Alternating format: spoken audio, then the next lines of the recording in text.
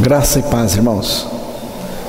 Vamos abrir em Romanos, capítulo 1, verso 16 e também o 17. Porque não me envergonho do Evangelho de Cristo, pois é o poder de Deus para a salvação de todo aquele que crê, primeiro do judeu e também do grego, porque nele se descobre a justiça de Deus de fé em fé, como está escrito: mas o justo viverá pela fé. Que Deus revele a sua palavra a cada um de nós, em nome de Jesus. Peço a atenção dos irmãos para esta expressão final do versículo 17.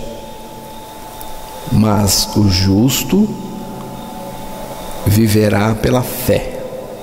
É uma citação feita pelo apóstolo Paulo, de Abacuque, capítulo 2, verso 4.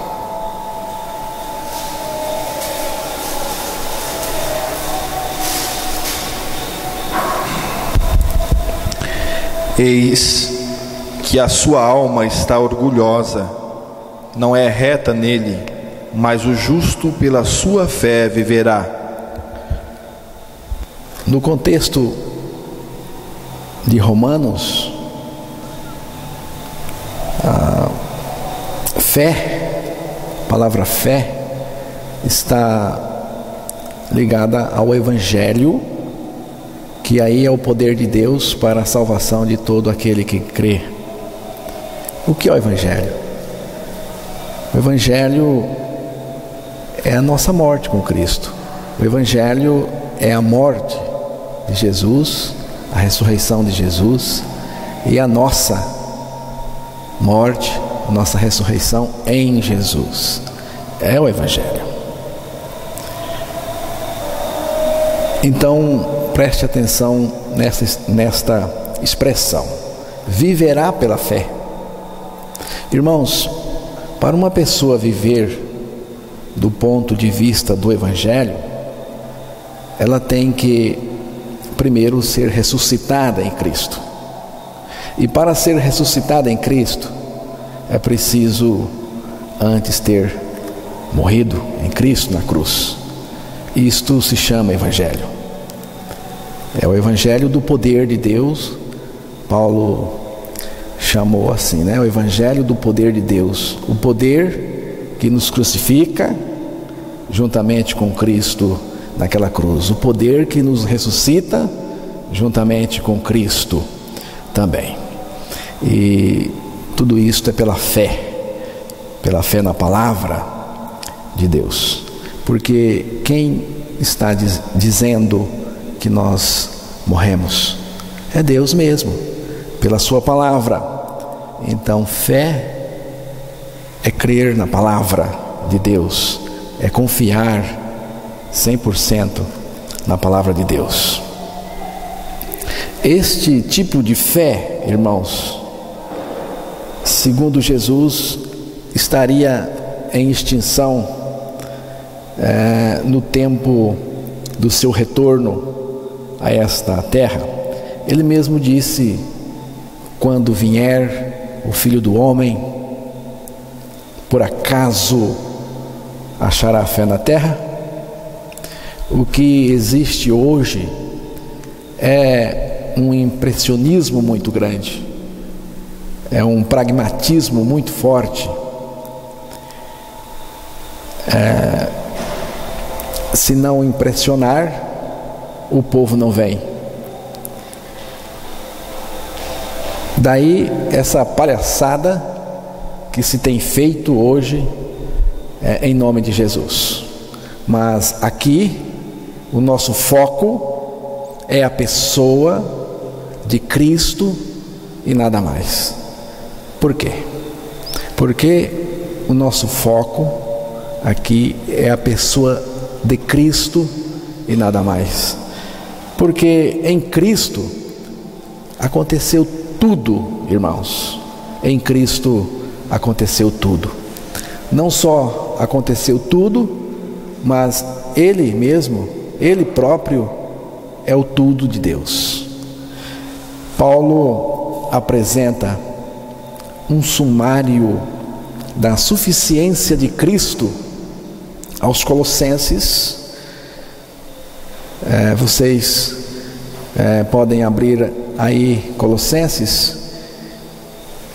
Eu mesmo vou citar a referência dos textos que neste momento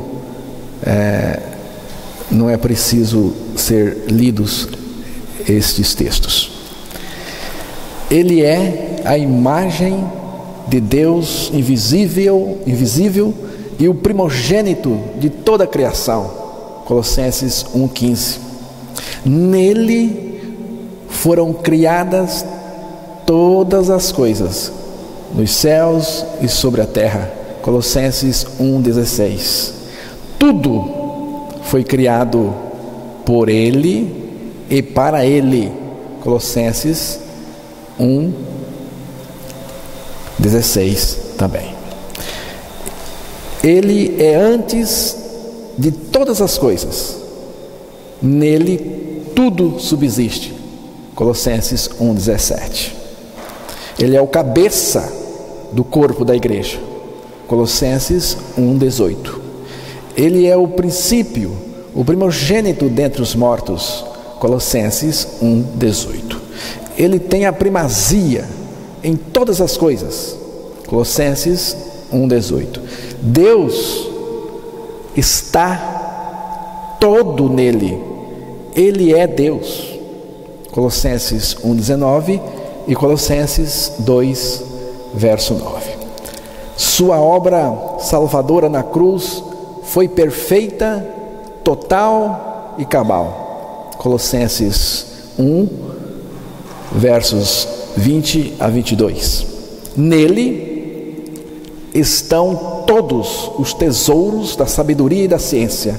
Colossenses 2, 3. Ele é o cabeça de todo o principado e potestade. Colossenses 2, 10. Nele nós estamos totalmente satisfeitos, porque Ele está todo em mim. Ele está todo em nós. Estou cheio dele. Colossenses 2, o verso 10. Nele fomos libertos do poder da nossa natureza pecaminosa através da nossa morte com Ele na cruz. Colossenses 2, 11 e 12. Nele ganhamos a vida nova na ressurreição juntamente com Ele. A vida aqui é Ele mesmo em nós. Colossenses 2, verso 12 e 13. Nele ganhamos o perdão de todos os nossos pecados e de tudo aquilo que era contra nós. Colossenses 2, verso 13 e 14. Nele ganhamos vitória total sobre toda a força do inferno. Colossenses 2,15. O próprio Senhor Jesus Cristo, Todo-Poderoso e Todo-Suficiente, é a nossa vida. Colossenses 3:4. Finalmente,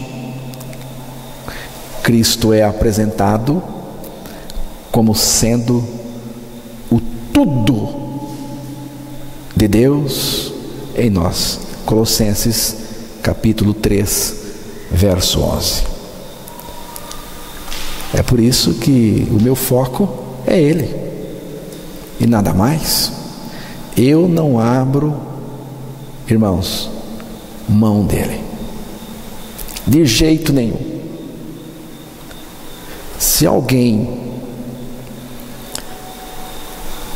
quer algo mais, além de Cristo, que vá buscar bem longe daqui, porque o nosso foco aqui é Cristo e Cristo somente. E que Deus, por sua graça maravilhosa, abra cada vez mais nossos olhos para vermos somente a Cristo. A experiência que eu quero para mim e também para os irmãos é aquela que está em Mateus 17, verso 8.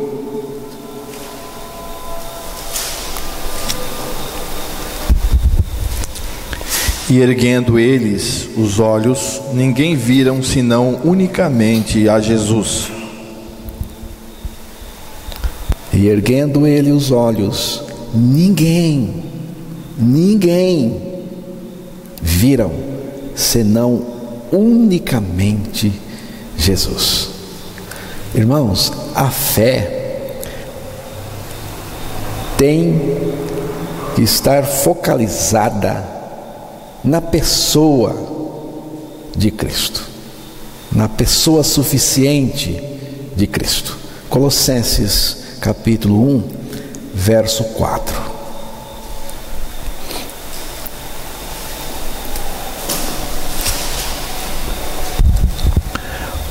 Porquanto ouvimos da vossa fé em Cristo Jesus e do amor que tendes para com todos os santos.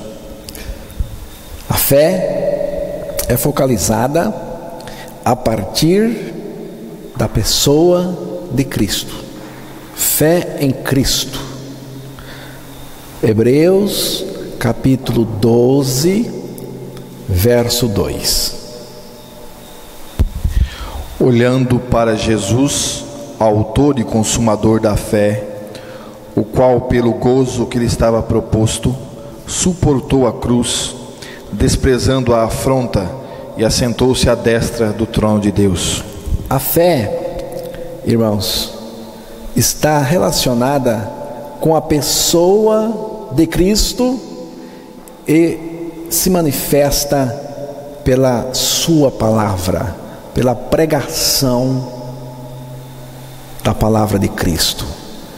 Romanos capítulo 10, versículo 17.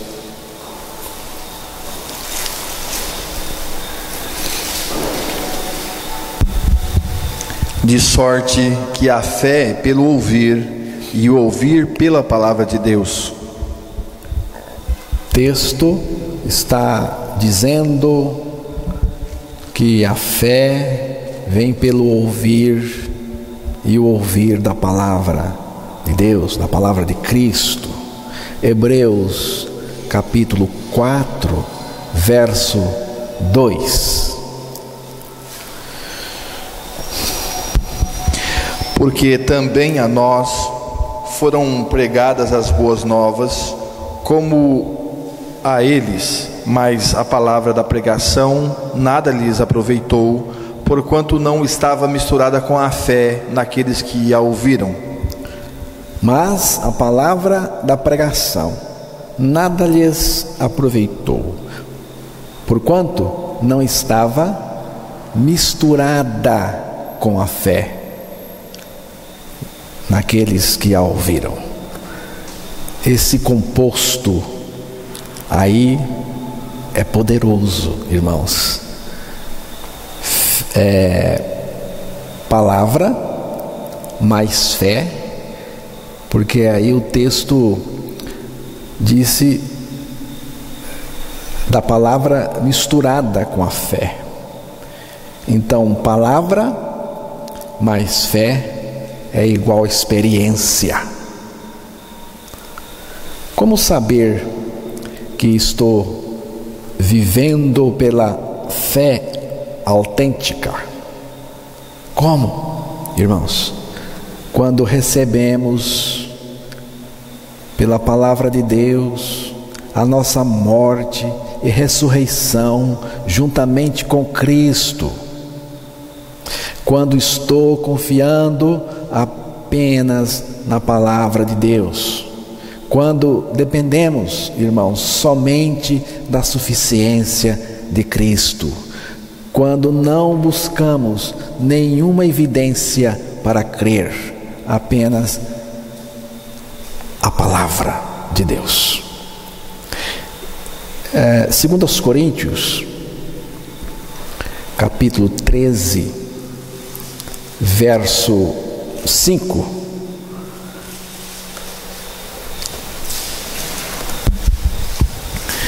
Examinai-vos a vós mesmos, se permaneceis na fé, provai-vos a vós mesmos, ou não sabeis quanto a vós mesmos que Jesus Cristo está em vós, se não é que já estáis reprovados.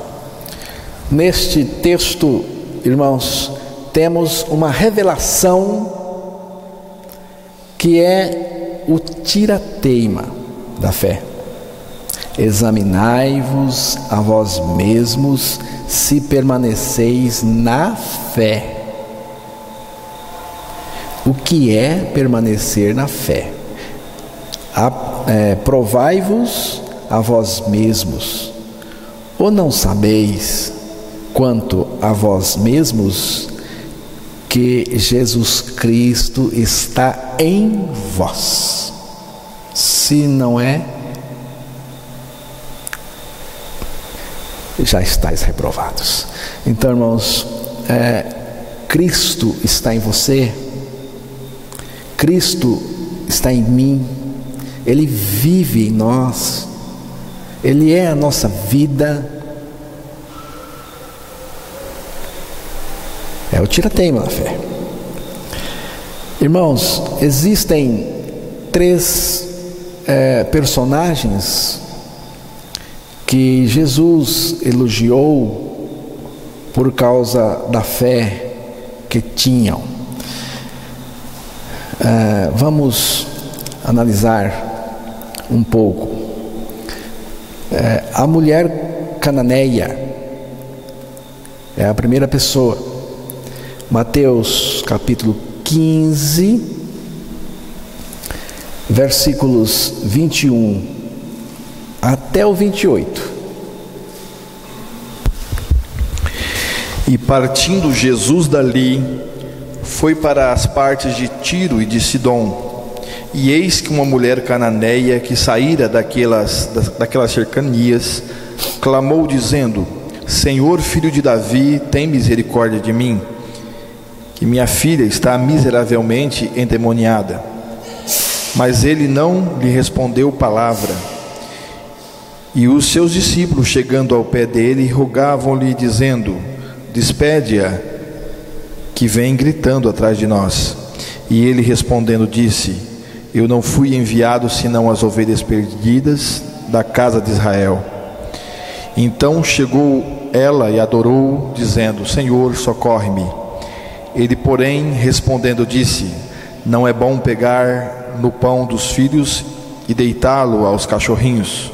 E ela disse: Sim, Senhor, mas também os cachorrinhos comem das migalhas que caem da mesa dos seus senhores. Então respondeu Jesus e disse-lhe: Ó mulher, grande é a tua fé, seja isso feito para contigo como tu desejas. E desde aquela hora a sua filha ficou sã. Jesus é a palavra de Deus encarnada, é o Verbo que se fez carne, é a manifestação de Deus neste mundo, é o anúncio de Deus ao mundo. Essa mulher ouviu falar de Jesus e veio a Ele. Ela olhou para Ele e foi atrás dele, rogando. Não era um desejo superficial, irmãos, era algo de dentro dela, era o grito da sua alma em busca de alguma coisa que intensamente ela quer. ela vinha com determinação, gritando. Veja o verso 22. E eis que uma mulher cananeia que saíra daquelas cercanias clamou dizendo: Senhor, filho de Davi, tem misericórdia de mim, que minha filha está miseravelmente endemoniada. Ela vinha com determinação, gritando: Filho de Davi, Senhor, filho de Davi, tem misericórdia de mim. Mas Jesus aparentemente não ligou para ela, não deu bola, aparentemente. Verso 23. Mas ele não lhe respondeu palavra, e os seus discípulos, chegando ao pé dele, rogaram-lhe, dizendo: Despede-a, que vem gritando atrás de nós. Diz aí que ele, Jesus, não lhe respondeu palavra, ficou em silêncio. Você já falou com alguém? Chamou a atenção dele? Você tem algo importante para dizer para ele? Mas ele fica em silêncio, não dá bola. Leia de novo o texto.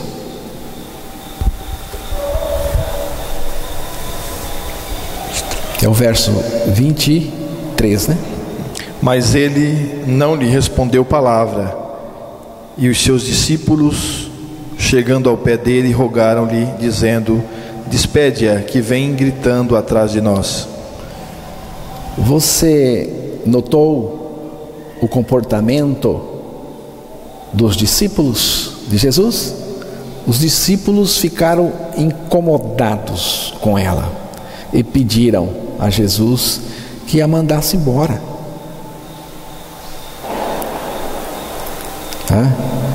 E os seus discípulos, chegando ao pé dele, rogando-lhe, dizendo: Despede-a, que vem gritando atrás de nós. Neste ponto, Jesus comenta algo como uma aparente barreira. Veja o versículo 24. E ele respondendo disse: Eu não fui enviado senão as ovelhas perdidas da casa de Israel. E ele respondendo disse: Eu não fui enviado senão as ovelhas perdidas da casa de Israel. Você não é ovelha da casa de Israel. Ela não pertencia à comunidade de Israel judaica. Neste momento, a mulher se aproximou dele e veja o verso 25. Então chegou ela e adorou, dizendo: Senhor, socorre-me. Veja o que ela fez. Jesus ficou em silêncio, não respondeu nada para ela. Depois ela viu o preconceito dos discípulos de Jesus. E ainda Jesus coloca uma aparente barreira. Irmãos, se fosse você, como você iria reagir? Tudo isto. O texto diz aqui que ela adorou. Então chegou ela e adorou-o, dizendo: Senhor, socorre-me. Irmãos, ela não tinha ressentimento. Ela não evidenciava nenhuma característica de ressentimento. Neste momento, Jesus levanta uma questão ainda mais difícil de suportar. Verso 26. Ele, porém, respondendo, disse: não é bom pegar no pão dos filhos e deitá-lo aos cachorrinhos. Ele, porém, respondendo, disse: não é bom pegar, o pão dos filhos e deitá-lo aos cachorrinhos. Jesus a chama de cadelinha. Jesus está chamando a mulher de cadelinha.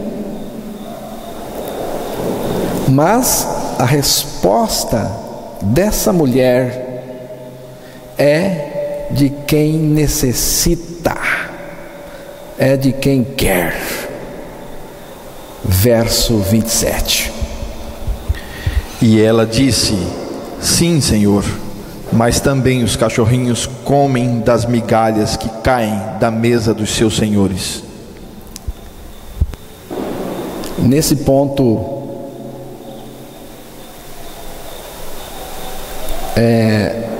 Jesus aqui termina a lição da fé, irmãos.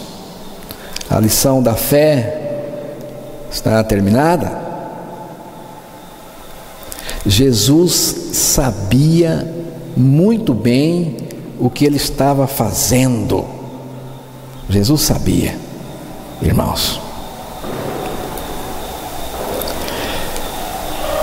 Então respondeu Jesus e disse-lhe, é o verso 28, ó mulher, grande é a tua fé. Jesus aqui elogiou a fé dela. Ó mulher, grande é a tua fé. Seja isso feito para contigo, como tu desejas. E desde aquela hora, a sua filha ficou sã. Irmãos, ela buscou Jesus sem se envolver com emoção barata. Preste atenção que eu estou aqui mostrando a característica da fé. Ela buscou Jesus sem se envolver com emocionalismo. Ela estava interessada em Jesus e na libertação da sua filha do poder do demônio. Ela não se ressentiu, não se azedou, não se exaltou contra Jesus, nem contra a bestice dos discípulos. Não protestou seus direitos. Irmãos, como essa mulher desembaraçou-se de tudo isto? Como? Quantas barreiras? Olhando somente para Jesus, o autor e o consumador da fé. Irmãos, o trajeto da fé é cheio de obstáculos e dificuldades. Mas nenhum crente em Jesus fica pelo caminho, desvia ou volta para trás. Essa mulher e todos os crentes em Cristo olham para a pessoa de Jesus por meio da palavra. Isso é fé autêntica. O centurião romano é outro. Mateus 8, versos 5 ao 10. E entrando Jesus em Cafarnaum, chegou junto dele um centurião, rogando-lhe e dizendo: Senhor, o meu criado jaz em casa, paralítico e violentamente atormentado. E Jesus lhe disse: eu irei e lhe darei saúde. E o centurião respondendo disse: Senhor, não sou digno de que entres debaixo do meu telhado, mas dize somente uma palavra e o meu criado há de sarar. Pois também eu sou homem sob autoridade e tenho soldados às minhas ordens. E digo a este: vai, e ele vai, e a outro: vem, e ele vem, e ao meu criado: faze isto, e ele o faz. E maravilhou-se Jesus ouvindo isto, e disse aos que o seguiam: em verdade vos digo que nem mesmo em Israel encontrei tanta fé. O verso 10 diz: e maravilhou-se Jesus. Jesus ficou maravilhado com o centurião. Ouvindo isto, e disse aos que o seguiam: em verdade vos digo que nem mesmo em Israel encontrei tanta fé. Qual o conceito que a fé autêntica tem de nós? Não somos dignos, foi o que o centurião falou. Foi isso que maravilhou Jesus. Não somos dignos. Eu não sou digno. Eu não sou digno. Viu, irmãos? Quando alguém diz eu sou digno, aí está o início de uma religião de mérito. Lá no fundo da pessoa desprovida de fé, existe uma coisa chamada meus méritos. Eu mereço. Merece coisa nenhuma. Nós não merecemos nada de Deus, irmãos. Nós não temos nenhum direito de salvação. Somos salvos inteiramente pela graça de Deus, sua misericórdia. Graça é Deus fazendo tudo, dando tudo a quem nada merece, dizia o pastor Antônio, né? Eu merecia o inferno e Deus me deu o seu céu. Eu merecia, irmãos, a companhia do diabo no inferno e Deus me deu o seu Filho amado para morrer por mim, me fazer morrer com Ele, ressuscitar e viver em mim em comunhão eterna. Nunca sente na cadeira especial do mérito para perguntar para Deus por quê. Nunca proteste seus direitos diante de Deus, porque tudo, irmãos, que Deus nos concede é graça pura. Tudo na vida de um regenerado é graça. A fé autêntica jamais se esquece disso. E finalmente temos aquele samaritano curado de lepra em Lucas 17, verso 11 ao 19. E aconteceu que, indo ele a Jerusalém, passou pelo meio de Samaria e da Galileia, e entrando numa certa aldeia, saíram-lhe ao encontro 10 homens leprosos, os quais pararam de longe e levantaram a voz dizendo: Jesus, mestre, tem misericórdia de nós. E ele, vendo-os, disse-lhes: ide e mostrai-vos aos sacerdotes. E aconteceu que, indo eles, ficaram limpos. E um deles, vendo que estava são, voltou glorificando a Deus em alta voz. e caiu aos seus pés, com o rosto em terra, dando-lhe graças. E este era samaritano. E respondendo Jesus disse: não foram 10 os limpos? E onde estão os 9? Não houve quem voltasse para dar glória a Deus, senão este estrangeiro. E disse-lhe: levanta-te e vai, a tua fé te salvou. A fé autêntica tem uma atitude permanente de gratidão, irmãos.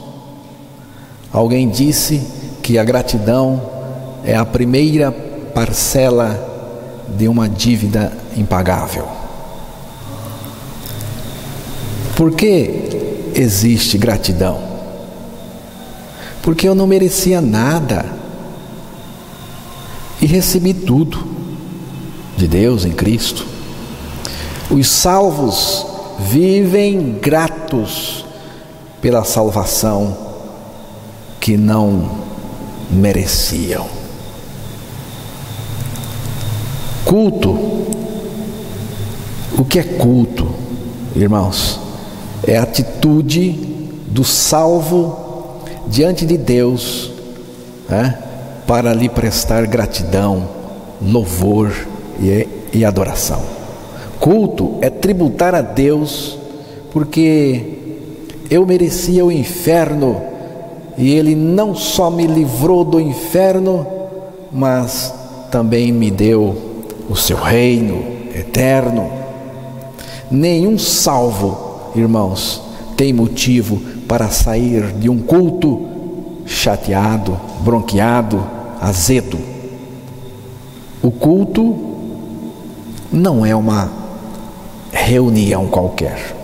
O culto não é uma reunião qualquer. Deus não exige a gratidão. Exigir seria um absurdo. A gratidão é uma atitude do salvo perante Deus. É impossível ser um salvo e não ser agradecido. A gratidão é uma expressão da fé autêntica. Como eu sei que estou crendo em Jesus e em Jesus somente? Quando recebo a minha morte e ressurreição juntamente com Cristo. O resultado da minha morte, da minha ressurreição com Cristo, o resultado é Cristo em mim. Quando estou olhando firmemente para a pessoa suficiente de Cristo o tempo todo, e nada pode me afastar dele, não tendo nenhum senso de merecimento ou de dignidade ou de direitos a protestar. Quando não estou sendo governado pelos sentimentos e nem fico vitimado com os obstáculos do trajeto da fé, vivendo agradecido e agradecendo, louvando e adorando a Deus em qualquer circunstância. Se você é assim, então você está vivendo pela fé. Amém, irmãos?